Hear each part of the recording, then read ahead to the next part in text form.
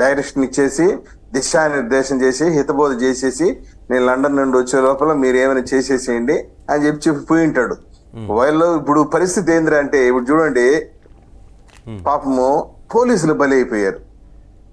Tirupati SP transfer అయ్యారా, తిరుపతిలో 2-3 సిఐలు suspend, డిఎస్పీలు suspend, రాష్ట్ర వ్యాప్తంగా 12 మంది డిఎస్పీలు సిఐలు suspend, Anantapur SP suspend, Palnadu SP suspend. వాళ్ళకి ఎవరు పోస్టింగ్లు కూడా వేయకుండా డీజీపీ ఆఫీసులు రిపోర్ట్ చేయమని చెప్పారు. వీళ్ళు చేసినట్టు దాష్టికం వల్ల, వీళ్ళు చేసినట్టు అరాచకం వల్ల. ఇప్పుడు సార్ చెప్పినట్టు పులివర్తి నాని గారి పైన it's a life escape of life. ఆయన ప్రాణాల కాపాడుకోగలిగాడు భగవంతుని దయ వల్ల, వెంకటేశ్వర స్వామి ఆశీస్సులతో, గన్మ్యాన్ యొక్క దయతో. లేకుంటే పరిస్థితి వేరే రకంగా ఉండేది. మేము ఎవరు ఊహించిన విధంగా జరిగి ఉంటది. ఎంత దారుణమైన పరిస్థితి ప్రశాంతమైనటువంటి తిరుపతిలో. తిరుపతి అంటే వెంకటేశ్వర స్వామి క్షేత్రము. సాక్షాత్తు మహిళా యూనివర్సిటీలో, పద్మావతి మహిళా యూనివర్సిటీలో చంద్రగిరి అభ్యర్థి, చంద్రగిరి తిరుపతి పెద్ద దూరం అన్ని దగ్గరనే ఉంటాయి, ఒకే లింక్ ఉన్నటువంటి నియోజకవర్గాలు అవి. సాక్షాత్తు మహిళా యూనివర్సిటీలో స్ట్రాంగ్ రూమ్ ఉంటే దాదాపు 150 మంది బ్యాట్లు, ఐరన్ రాడ్లు, పెద్ద పెద్ద సమ్మిట్లు, స్టిక్లు, బీర్ బాటిల్లు స్ట్రాంగ్ రూమ్ దగ్గరికి వచ్చిందంటే ఏం జరుగుతా ఉంది అనేటువంటి అనుమానం కలుగుతుంది. నాని గారి లోపలికి స్ట్రాంగ్ రూమ్ అబ్జర్వేషన్కి వస్తే ఆయన పైన అటాక్ జరిగింది. సార్ నాకు ఒక్క సందేహం సార్, ఇక్కడ తిరుపతి ఎస్పీ గారి మీద యాక్షన్ తీసుకున్నారు, మీరు పాపం అన్నారు, కానీ నాకు ఇక్కడే సందేహం సార్. అంత మంది క్రౌడ్, అన్ని మారణాయుధాలు స్ట్రాంగ్ రూమ్ పరిధిలోకి తీసుకెళ్లేంత వరకు కూడా సెక్యూరిటీ అక్కడ ఏం చేస్తుంది? అంతమంది అక్కడ తీసుకొచ్చేంత వరకు కూడా సెక్యూరిటీ పట్టించుకోకుండా ఉంది అంటే అది ఖచ్చితంగా పోలీసులు ఆ ప్లాన్ కి వాళ్ళు సహకరించినట్లే కదా. యాక్షన్ తీసుకోవడంలో తప్పేం లేదు. తప్పు నేను వాళ్ళ పైన యాక్షన్ తీసుకున్న దాన్ని ఏమాత్రం సమర్థించడం లేదు.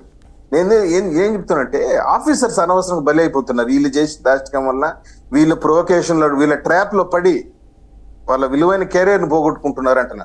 పైగా నిన్న జగన్మోహన్ రెడ్డి గారు ఐపాక్ టీమ్ దీంట్లో ఒక మాట అన్నాడు, దేశమే షాక్ అవుతుందంట రిజల్ట్స్ చూస్తే. దేశం షాక్ అయ్యే సంగతి అవుతుంది. ఈయన షాక్ అవుతాడు చూడండి మీరు. జూన్ 4వ తేదీ దేవుడు దేశం సంగతి దేవుడు ఎరుగు. ఈయన షాక్ లోకి వెళ్ళిపోతాడు. ఈయన 4వ తేదీ 5వ రౌండ్ 6వ రౌండ్ కౌంటింగ్ అయ్యేటప్పటికి ఆయన షాక్ లోకి వెళ్తాడు. ఈ పొడి బ్యాచ్, పొకోడా బ్యాచ్ ఒకటి ఉంది, ఈ సజ్జల రామకృష్ణారెడ్డి, విజయసాయి రెడ్డి, సుబ్బారెడ్డి లాంటి పొకోడా బ్యాచ్, వీళ్ళు షాక్ లోకి వెళ్తారు. పైగా అజ్ఞాతంలోకి వెళ్ళిపోతారు వాళ్ళు. శాశ్వత అధ్యక్షుడు పాపం. ఇప్పుడు శాశ్వత అధ్యక్షుడు లండన్ నుండి వస్తే కదా పాపం ఆయన, నాకు తెలిసి రాడు. మరో విజయమాల్య వారి పరారైపోతాడు.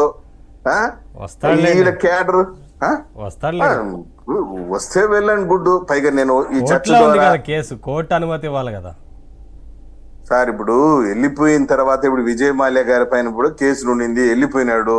ఇంకా ఆయన లండన్ నుండి పట్టుకొచ్చేదానికి ఎన్నెన్నో తిప్పలు పడుతున్నారు, ఎన్నెన్నో అవస్థలు పడుతున్నారు, రాలేదు. ఇంక ఈయన పోయి పట్టుకురావాలంటే కష్టం అయిపోతుంది. పైగా వస్తే మంచిదే, వెళ్ళండి గుడ్. ప్రతిపక్ష పాత్ర అయినా వస్తుందేమో అని అనుకుంటా ఉన్నా నేను. అన్ని సక్రమంగా జరిగితే ఆ 17 సీట్లు 18 సీట్లు వచ్చి అపోజిషన్ లీడర్ రూల్ అయినా ప్లే చేయాలి కదా ఆయన. ప్రతిపక్ష పాత్ర మా నాయకుడు చాలా ధీమాగా చెప్పాడు, మళ్ళీ ఈ శాసనసభలో అడుగు పెట్టడం అంటూ జరిగితే ముఖ్యమంత్రిగానే అడుగు పెడతానని చెప్పాడు. ఆ మాటని నిరూపించుకోబోతున్నాడు. ముఖ్యమంత్రిగానే అడుగు పెడతాడు. నేను పైగా ఈ ఏబిఎన్ చర్చ ద్వారా లక్షలాది మంది, కోట్లాది మంది చూస్తున్నారు. మా కార్యకర్తలు అయితే ఏమి, ప్రజలైతే ఏమి. మేము ఒకటే చెప్తున్నాం, రేపు పొద్దున మేము అధికారంలోకి జూన్ 8వ తేదీన మా నాయకుడు ముఖ్యమంత్రిగా ప్రమాణ స్వీకారం చేయటం ఖాయం. ప్రమాణ స్వీకారం చేసిన తర్వాత కూడా సుపరిపాలన పైన దృష్టి పెడతాము. మీరు చేసిన అరాచకాలని, అక్రమాలన్నింటినీ కూడా చట్టం పరిధిలోనే మేము చర్య తీసుకుంటాం తప్పించి మేమంటూ వైలెన్స్ దిగటం, రక్తపాతం సృష్టించడం, మీరు చేసినటువంటి ఏదో పనులు, మీరు చేసిన రాక్షస పనులు మేము చేస్తే మీకు తేడా ఏముంటుంది? చట్టం ఉంది, చట్టం తన పని తను చేసుకుపోతుంది. చట్టం పరిధిలో మిమ్మల్ని కఠినంగా శిక్షిస్తాము. చట్టాన్ని మేము సద్వినియోగం చేస్తాము. As per law will take its own course of action.